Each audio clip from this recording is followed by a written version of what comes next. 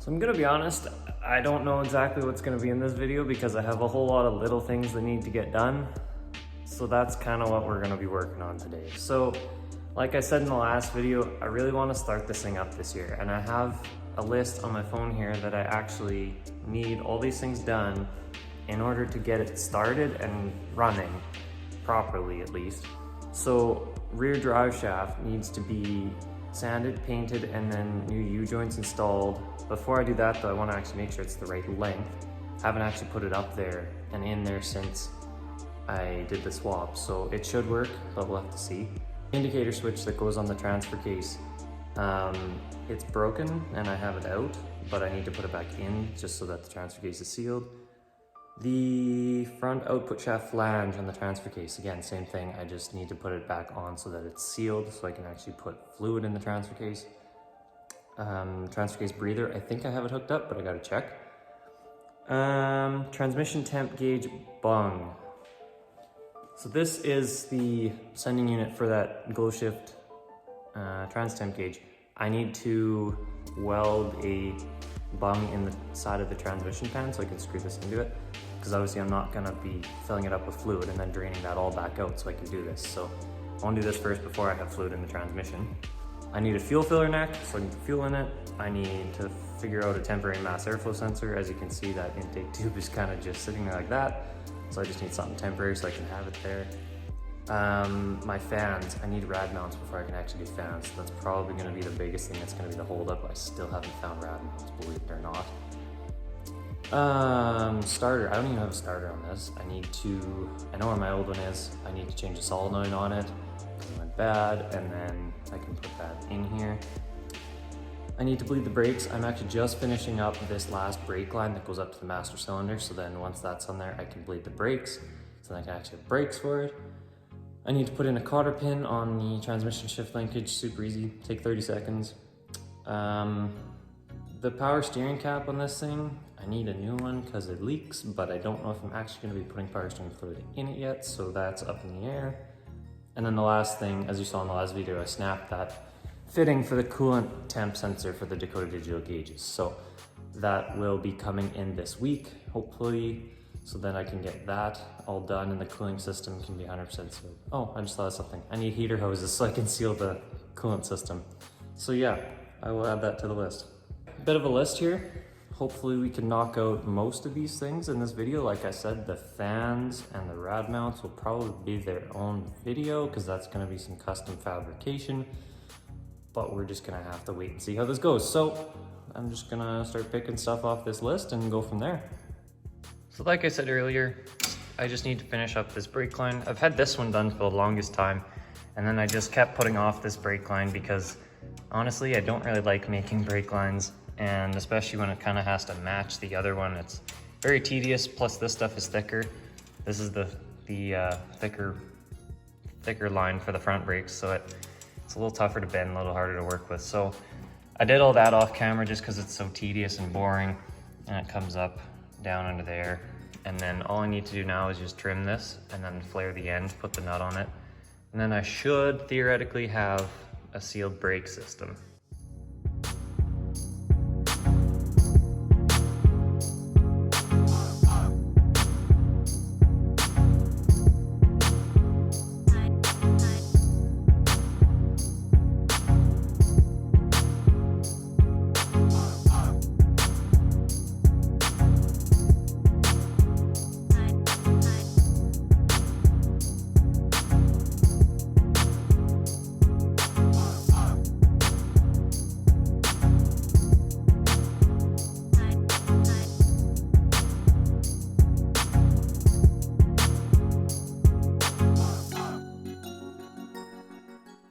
And here's how that transmission fitting thing turned out.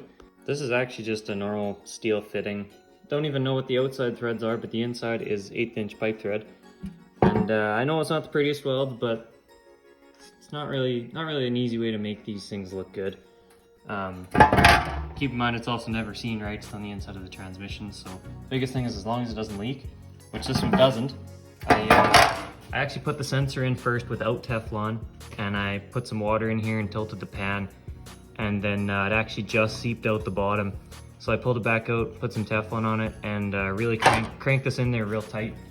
And I filled this up with water, and it was sitting for probably a good 10-15 minutes, and not a single mark or single drop coming out of this. So I think she's good. Water's a lot thinner than tranny fluid as well, so you gotta keep that in mind. So it doesn't leak with water, it shouldn't leak with tranny fluid. So this Glow Shift tranny temp sending unit comes with these bullet connectors. It comes with the crimp-on ones for the other end. And I'm not a huge fan of these. They're not very weather tight, so I'm actually going to be using this. I will be cutting these off, putting this on here. Now this is more of a weather tight connector. It's got its own seal on it. This is actually an ABS plug connector for a Chevy truck. That's what this came off of. I just had a wiring harness sitting around, so I chopped this off of there because this is going to be a way nicer plug, easier to unplug when I do need to pull the pan. So I'm going to quickly throw that on, and then we can put the pan back on the truck.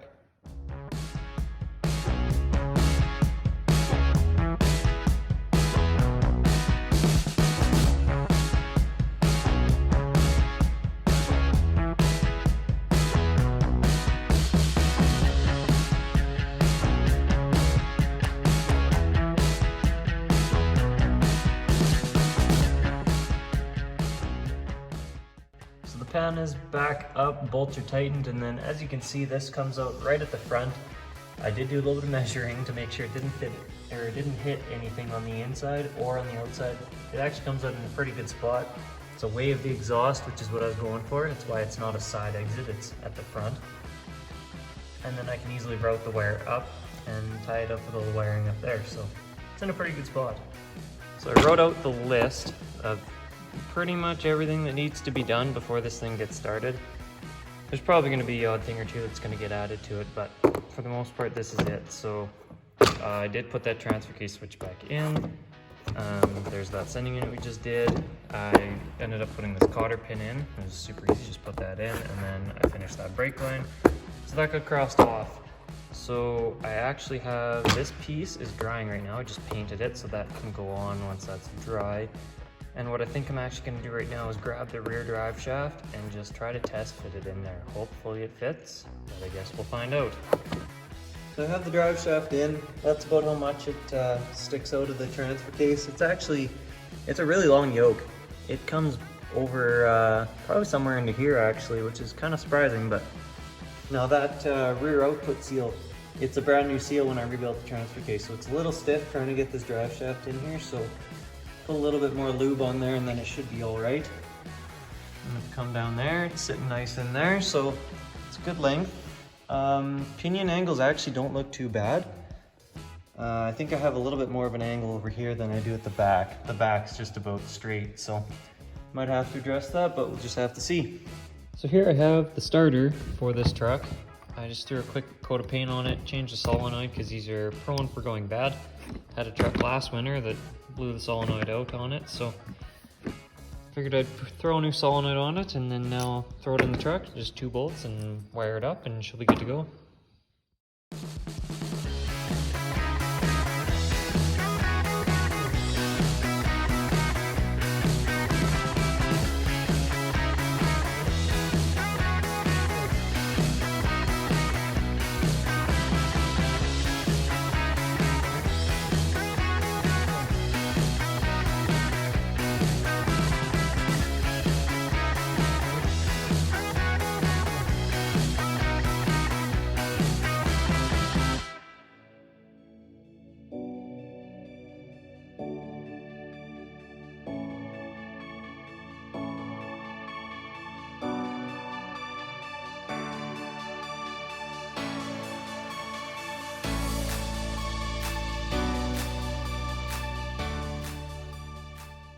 So it's a new day, and as you saw in the time lapse that I filmed yesterday, I pulled this front bracket off of the front of the engine so I could get access to the power steering pump. Now, this seal that goes between the actual tank of the power steering pump and the pump itself is somewhat prone to leak on these types of pumps.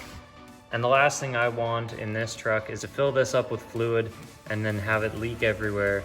So I just did a little bit of preventative maintenance basically by doing this. I grabbed myself a rebuild kit. It was about 20 bucks. I'm only gonna use this big O-ring in here, but again, it's just something that would suck to have to do once everything's all full of fluid and put together. So it only took a few minutes to pull that off. So I'm gonna throw that seal on, and then I can put the tank on and put this all back together. And then while I was there, I grabbed 6 feet of heater hose so I can do my heater hoses and have my coolant system pretty much good to go. And then my new fitting actually showed up in the mail, so hopefully this one won't break when I go to put it into the head. And it should be the right thread pitch, so I guess we'll just have to see.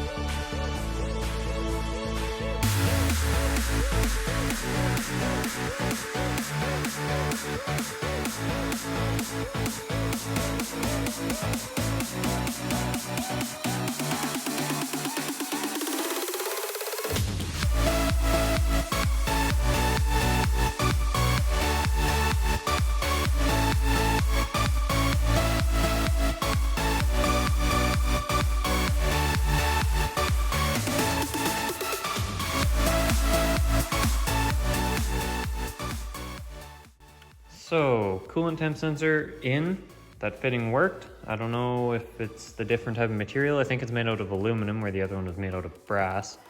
Who knows what it is, but that one worked, tightened up nice. So I have my heater hoses here. If anyone's wondering, one of them is 3/4 inch heater hose. The other one is a 5/8. Different sizes on the core as well as on the water pump. So as far as I know, the direction doesn't matter, but they're different sizes, so you can't really mix it up. So I also went ahead and started modifying my upper rad hose. This is actually a coolant fitting out of some sort of Volkswagen, I believe. This is what I use for the steam line that comes from way down here, and then it goes through the throttle body and then it comes out. This is the steam line coming out, and then this will go onto here. I just need to get hose clamps, and then this just gets spliced in your upper hose to vent this back into the system. But yeah, I just need clamps for my hoses, and then as well as the heater hoses still need clamps as well. And I got the power steering pump and front bracket all back in. Now I was going to put the belt and everything back on, but I found out that this idler is actually making quite a bit of noise, so I am going to pick up a new idler tomorrow, put that on, and then I can put the whole belt assembly back together.